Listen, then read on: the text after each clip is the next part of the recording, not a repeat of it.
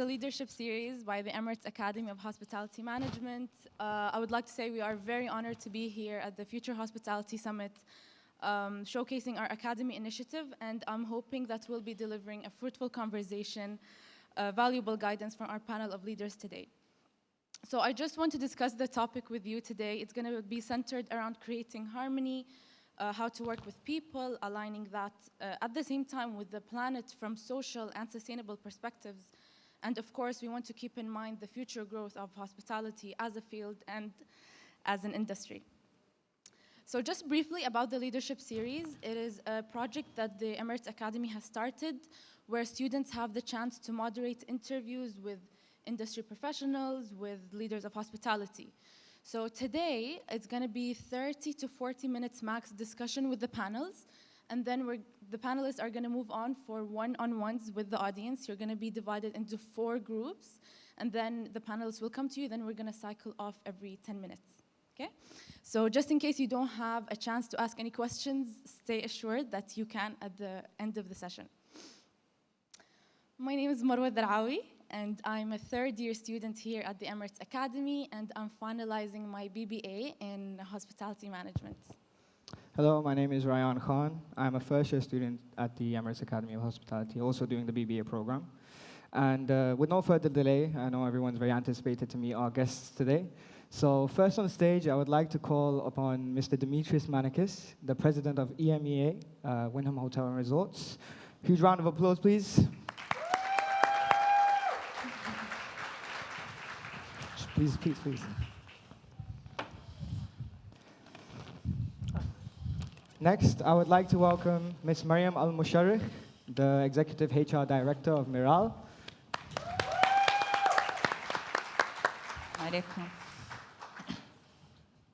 Next on stage, we have Mr. Eddy Tannous, the COO of Rotana Hotels and Management. Hello, everybody. And last but not least, we have Mr. Fritz Dickamp, the Managing Director of Studio 49.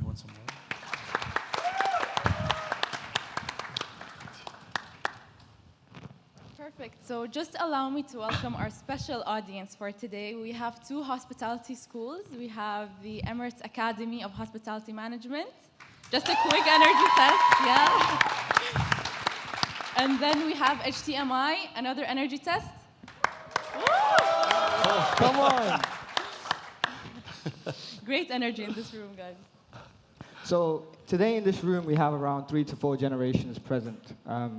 So the first question, Mr. Dimitris, is for you. Only because I'm oldest. I'm just saying. I'm probably the oldest in the room, actually. Jonathan is right there. Come on. How old are you? Come on.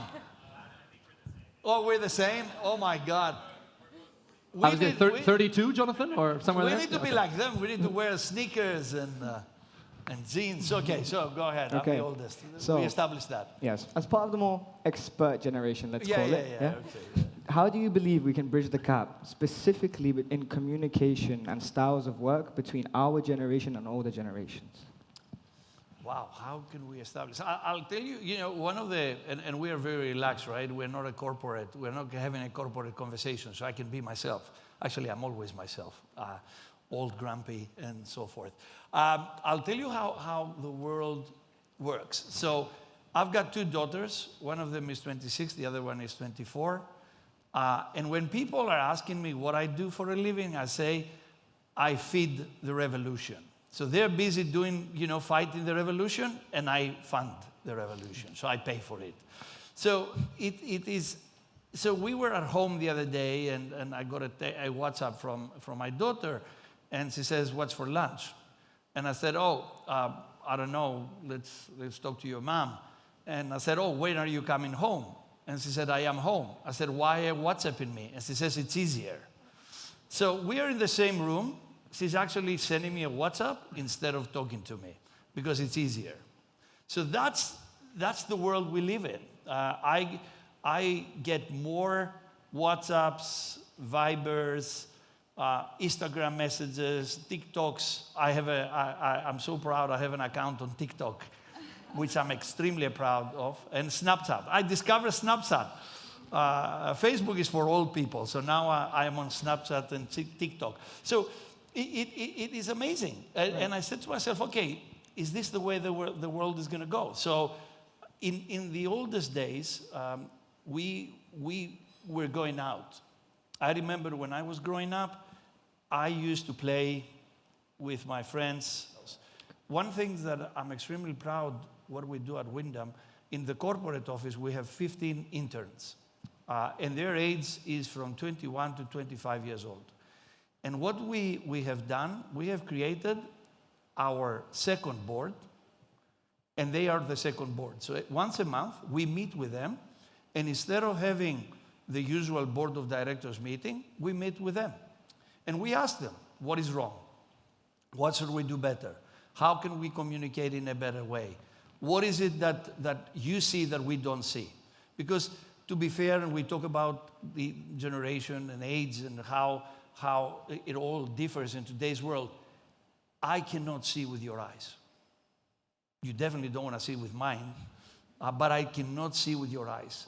I need to employ people and surround myself with people that can see with your eyes, because your eyes can see things that I cannot see. My daughters taught me how to recycle properly. My daughters taught me what diversity and inclusion in the workplace actually means.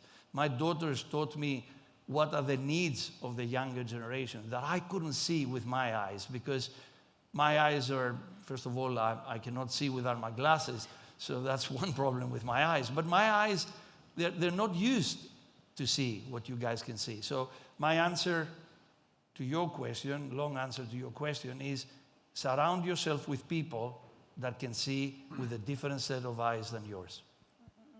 You know, speaking of the upcoming future Gen Z leaders, a straightforward question for Mr. Eddy.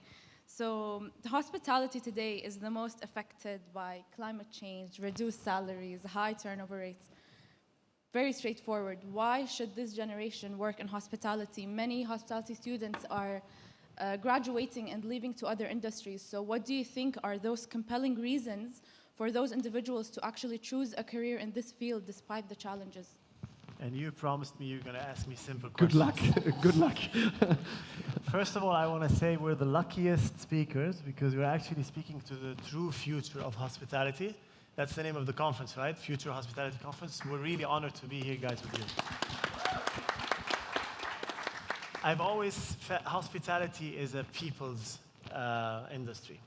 Before you do anything, think, do I like working with people? However, obviously, anything we do in life has to have a return. If you go into a university and you want to build a career, you want to have a return. You want to be able to make money. You want to be able to grow yourself, maybe be an entrepreneur one day. Yesterday, one of the most important things I think that were said in this conference is that to date, only 4% of the human population has traveled. So if you think about it, how much untapped, if you think about it purely from the business perspective, how much untapped business there is to do in terms of the business that can be generated, we're only at 4% of the full capacity of people that want to travel and see the world or want to travel and do business. So hospitality has always been there. It will always be here. So if you're looking at it from the perspective of, I want to build a career and I want to make an impact and I want to be successful in life, that box is crossed. Now, again, my advice to you is, and you've already made that decision, and I think the reason why you're here already is because you felt this is somewhere where you can be amazing, where you can do something that's different from any other normal job. If you don't have that, you shouldn't be in this industry. You should look at where you really can, get your passion out on the floor every single day. And it might sound like a very cliche thing to say or a very textbook thing, but it's the reality. Every day you come to work, you have to come with the right attitude, with the attitude to say, okay, I want to be the best at this, whatever you're doing. And hospitality does provide you with that platform. It's such a vibrant, it's such a colorful, it's such a dynamic industry that you can do so many different things. You can decide to go full service and then grow in that segment, or you can go to the technical side, or you can go to the development side, or the commercial and marketing side. There's so much you can do. And I can only think of very few industries that give you that spectrum of opportunities or possibilities that you can do. But at the end, it's up to you. It all goes back to you. What are you going to be the best at? And this is the route you're going to choose and move forward in hospitality. Yep. Thank you very much. And Miss Mariam, in your talk about socially responsible talent development yesterday, you mentioned that the average work cycle of Miralis is 5 to 8 years, which I think is incredible. I think the numbers speak for themselves. But if you could share with the students, if being the HR director at Miral, what is one underrated quality that you look for when you're hiring the young generation in managerial levels? Good question. Hi, everyone. So I'll give you a big background about when we hire. The first thing we look at is actually attitude. That's the way I see it. I don't care about the CV. I don't care about, what technical experience you have or whatever it is. If you have the right attitude, you're hired. Everybody can learn the skill. You can learn it through on-the-job training. You can learn it through training programs, wherever it is. But if you have the right attitude, if you have the right passion, this is where you will succeed. And this is one thing that I always focus on when we're interviewing candidates. Now, when it comes to students and graduates, I don't think there's anything that is underrated, but you guys are, the future. Again, passion is key. Doing what you love to do is what will, help you succeed in life. We've actually created a lot of amazing programs, if you guys are also interested in, to apply with us. So we work in the business of theme parks, and we have hotels as well. We've got Ferrari World Abu Dhabi, Yas Water World, Warner Brothers, SeaWorld Abu Dhabi that just opened, and we've got Hilton Hotel, Warner Brothers Hotel, and DoubleTree. And we have amazing programs for students. We have seasonal programs so you can come and you can work on your holiday in the theme parks. You can work in the cashiers. You can work as ride operators. It's really fun and it's paid. And you get experience certificates as well, and the same thing in the hotels. So keep your passion there. That's what I would advise them. Thank you so much. So, Mr. Fritz, I told you backstage that I have a special question for you, a bit of a hard one. How do you suggest we can stop the concentration of similar ethnic groups in certain departments inside of the hospitality industry to ensure more diversification? I'm glad you're giving that question to me, of all people. No, listen, I think it's to the point because, there is clearly a struggle there. And it's funny you asked that question because I gave an interview earlier to FHS and to a colleague of Jonathan's, and she asked me, what are you going to do when you come to the Middle East, because we're about to open office here. What are you going to do to understand the culture here? And my answer was, we're not going to try and understand the culture. We're going to try and get people that are local to the culture, that know what's going on here rather than impose it on others. So I think my answer to your question would be, I think there's a stereotype there that needs to be broken, and I think hospitality has realized that. Lastly, in my opinion, because of the staff shortage that has been around, and I think that's no news. It's been a little less apparent maybe in the Middle East than in some other parts of the world, but I know, for example, that I'm sure that Dimitris will agree with me that in Europe it's been massive, and we've had to break that stereotype. There was no choice. I think it's happened quite naturally, and I think the times are over where you would assume that a certain ethnic group can only carry out certain jobs. That's no longer something that hospitality believes, and I've seen it firsthand in Europe, in the Middle East, and I think it's the right way forward. We're a people business. It's been said multiple times, and these guys know it much better than I do. That we run on the fact that we have people that work in the jobs that we have in the industry, and also work with guests. So, the people side is two sides. It's the guests and the staff. It's not just one or the other. And we serve people from all over the world. The traveler can be anybody from India to Australia to Tokyo to Los Angeles. It doesn't matter. We don't make a difference. And I think that's part of the beauty why people like to go to hotels, right? It's because you're going to be welcome unless you absolutely throw your TV out the window, in which case, rightly so, there'll be some questions. But other than that, our business is hosting. It's not so much just people, but it's hosting, and hosting has to do with people. Yeah. Let me add a little bit on this. I think I completely agree with what you said. the best thing you can do on any team is create a certain diversity, whether if it's diversity in nationality or age group or skill set. I think the most successful leaders gather teams that complement each other. And you don't look at how tall or what the nationality is or what the color is. You look at that skill set, and there's PhD doctors that have developed these trainings or these methods to understand, okay, who's the competition in my team, and who's the thinker, and who's the moderator. And if you are a good leader, you put these capabilities together to form one team, and then you're flying. And if you function in this way, all the other stuff related to diversity disappear, because you have a very strong, diverse team made of different components that complement each other. And that's how we need to look at the issue. We should be way beyond the color or the race or the age group at this day and age. And you guys, I mean, one of the best things this country provides us, we're not from here, but we've been living here for 15, 20 years. If you go to school here, you have 15 to 20 nationalities with you in the same class. And there is nothing more enriching than this in life. And you compare to people who haven't left their countries, your cousins, your brothers, and you see the mindset has completely shifted into something more productive, something more forward-thinking, and we need to continue thinking in these terms. And if you look at it, just to add on that, if you look at it, there was a discussion a couple of years ago, I remember this when I started in the business, about gender.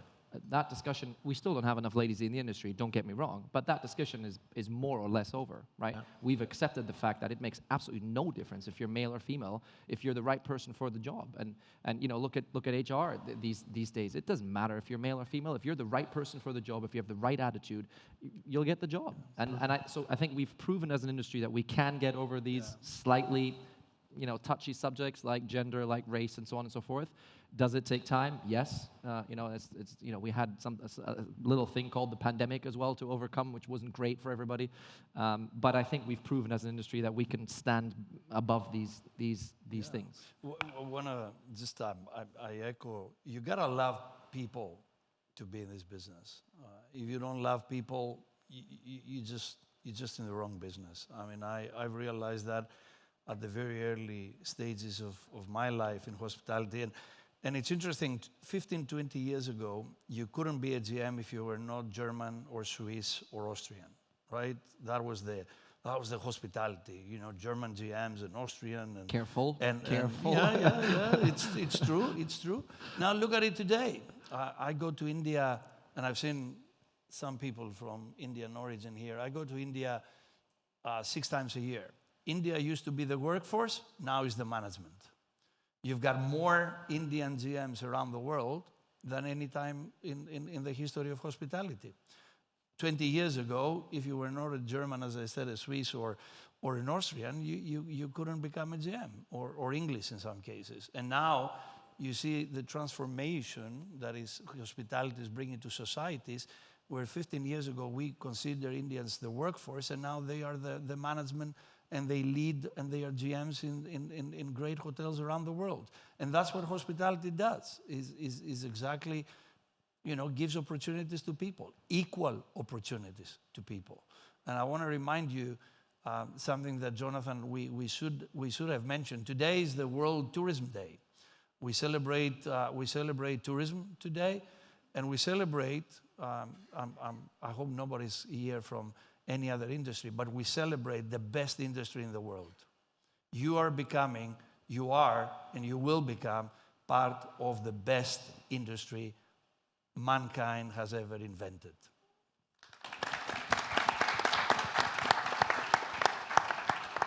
Mr. Dimitris, amazing thoughts, and we really, respect and honor your opinion. If you call me Mr. Dimitris again, I'm going to leave. We talked about this backstage, I'm sorry.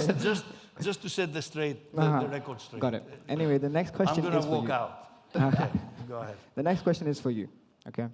The upcoming generation is expected to make major changes in regards to sustainability in hospitality. We know that Wyndham have the green certification, Wyndham Green certification. That's a 5-step process, if I know correctly.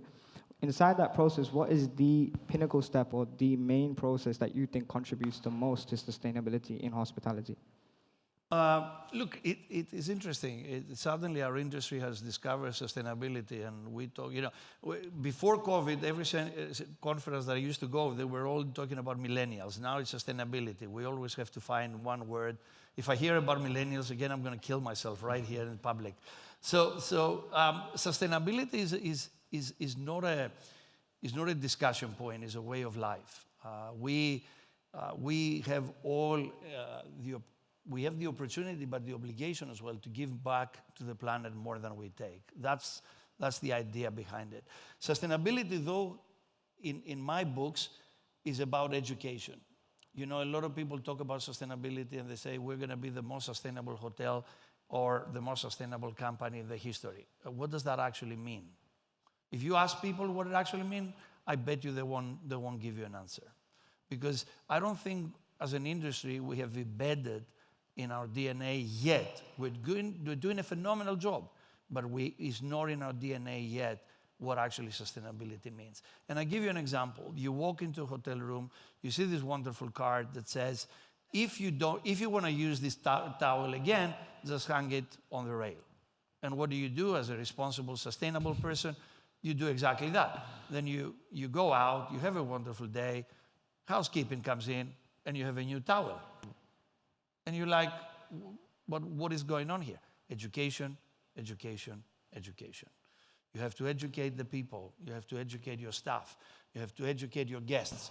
It's not just simple, we're going to put a card there. Some people will read it. Some people will hang the towel. It's all about education. When the housekeeper comes in and finds the towel hung on that rail, it means that I do not want this towel to be changed. What do I do the next day? I see a changed towel. It sounds so basic, but it's so important. Because one towel, ladies and gentlemen, can actually make a difference. Because there's millions of towels every day in those rooms. Education, education, education. Dimitris, I think the problem is your VIP status. Yeah, they see VIP and they want to change the towels every day. Yeah. Well, that's a good point, actually. That's why I actually stay at other people's hotels. Yeah. Yeah, probably it's my VIP status. I don't know.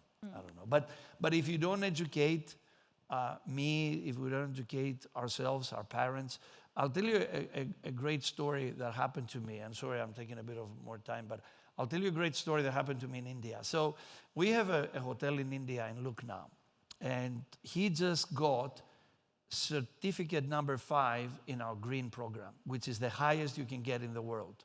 And there's only 100, 150 hotels that get that. And I'm like, why did you do that, Rajesh? Why did you, right after COVID, you spent millions of dollars to do this, and you've built a sustainable hotel way in to way out? And he looked at me and he said, I didn't do it for you. I didn't do it for Wyndham. I did it for my kids. That is the best answer I've been given. I did it because my kids deserve a better future. And that's the answer. Our kids deserve a better future. And my generation has done an enormous bad job to ruin it for you guys. And I hope that one day we will be apologetic enough to ask your forgiveness, because we just done everything possible to ruin the planet for you. I hope you're going to do a better job than us. I'm sure they will. Inshallah. Yeah, I think it's clear that sustainability has become a cornerstone of the modern hospitality. So, Eddy, what about Rotana? Could you give us some sustainability initiatives or practices that you have adopted there for you to really follow up with the trends of sustainability? I'll piggyback on what Dimitris just said. It's a way of life rather than just the checklists. The checklists are there. So I can tell you and bore you about the fact that we have a checklist for every hotel, and every month, we check where we are, and we have the carbon emission calculator. And yes, these things are important. But I completely agree with what Dimitris said. It's a way of doing things. It's a mindset shift, right? So one thing we are very proud of, for example, in corporate office, we have a chief sustainability officer person in a director position in each hotel. Traditionally, sustainability in hotels was having HACCP, and having the food safety, and that was it. Today, in every single one of our hotels, we have a sustainability champion or leader, a manager, employed just to do that. And what we're trying to do with this is, of course, cover the checklists and cover the basics that we need to do, but really instill that mindset, introduce sustainability thinking in everything we do so that it becomes, as Dimitris said, a way of life, and rather than a process that we just check. Because I completely agree, it's a word that's being used and overused, and if we continue doing this, we might lose the importance of that, right? Because we got so used to the word, then it's okay, sustainability is zero-use plastic, or sustainability is hanging the tower. No, it's not that. And I think it's a way of doing things, and you need to introduce that in the core of what you do, in the core of business. Yeah, I completely agree, because I wanted to ask you a question, Ms. Mariam. Most people talk about sustainability from the environmental aspect, but not many are talking about the social sustainability, economic sustainability. So I wanted to ask you, in your role at Miral, how do you see the impact of sustainable practices on talent management and HR strategies?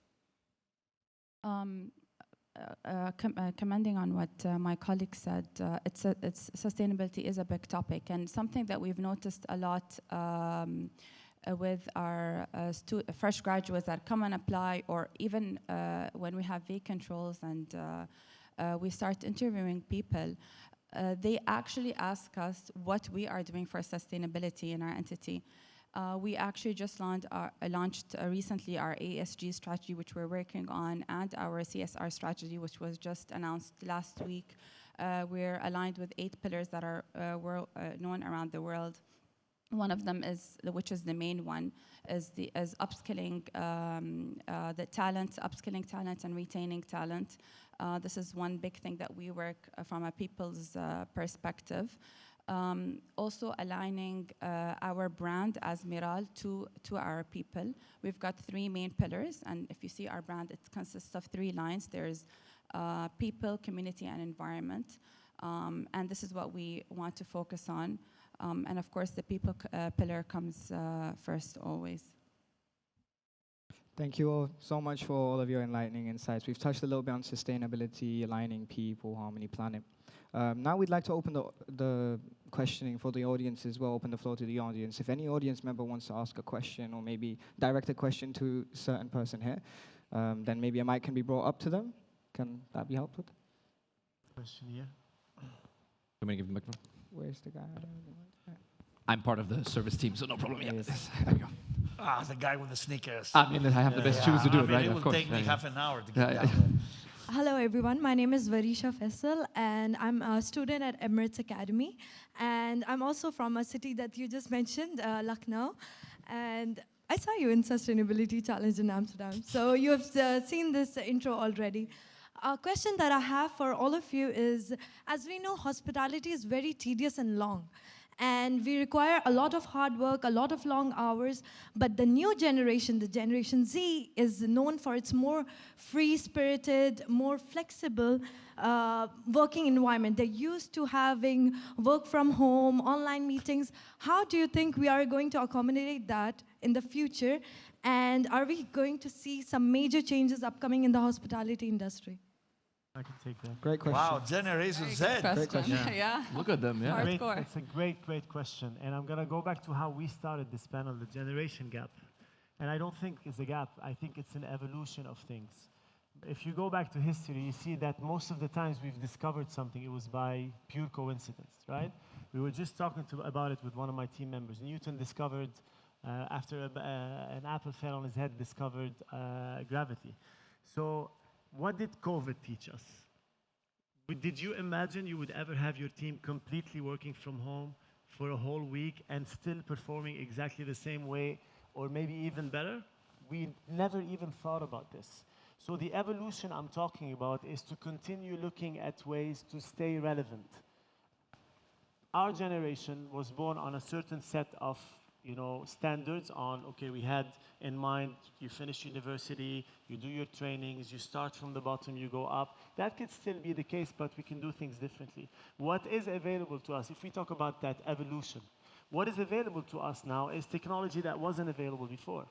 when we started hearing about this technology in the initial years, like, what's going to happen to people if we're going to have robots doing the service? What's going to happen to people? So people are going to be jobless.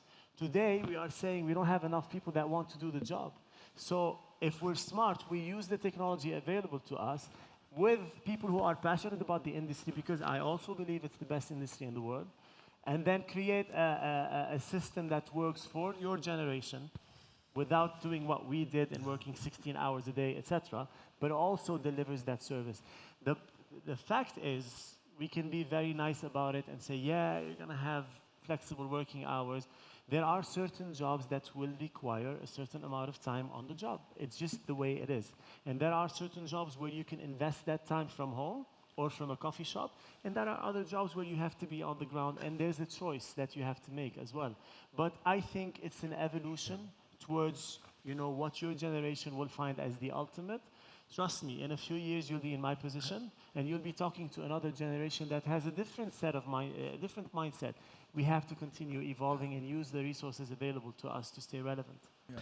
Let me just add. Yeah, go ahead. Let me just add to that, though. I will say one thing, though, guys, and take this from probably the youngest guy on the panel. No. Just a bit. At least the guy with the best hair. Definitely the guy with the best hair. Don't go into the industry with the mindset of what's my work-life balance going to be. If that's the reason you're going, or if that's the first thing you're thinking, and take this from the guy who works in an online marketing agency, right? I run an online marketing. I can work from the Maldives for all I care, and still do my call with Dimitris or Eddy, and it'll be just fine. They will be none the wiser. So I'm clearly in the best position to make a case here for saying remote working. So take it from me, don't go in with that mindset. If you were to ask me how many hours I work, truth be told, I couldn't tell you because I don't count. And frankly, I don't care. Let's be very clear about that, okay? And there are some jobs in this industry that will require time. That's just how the story goes. And these guys, again, know this better than I do. So there is that notion, that gap. Now, that being said, can we do better? 100%, right? There's technology available, and Microsoft Teams is just the tip of the iceberg. There is so much more than you guys have already seen and been introduced to that is crazy good at, you know, saving time and relegating work. There's one thing, one of the things that I really loved since I was a kid, which was decades ago. Read biographies. You know, you read biographies of, you know, very famous people and people who've made things in life. There's only one common denominator in every biography that I read: hard work. If you are Keith Richards, who plays for the Rolling Stones, or you are Mick Jagger, or you are Michael Jordan. You know who Michael Jordan is? He's the best basketball player in the world, right? You know what he did every day that the training was over? He stayed back in the court for 3.5 hours shooting hoops. Have you ever tried to shoot hoops for 3.5 hours? 4,000 hoops, 4,000 times doing that? Do you think he became the best basketball player in the world only because he was sitting in a cafeteria sipping an espresso? Not really.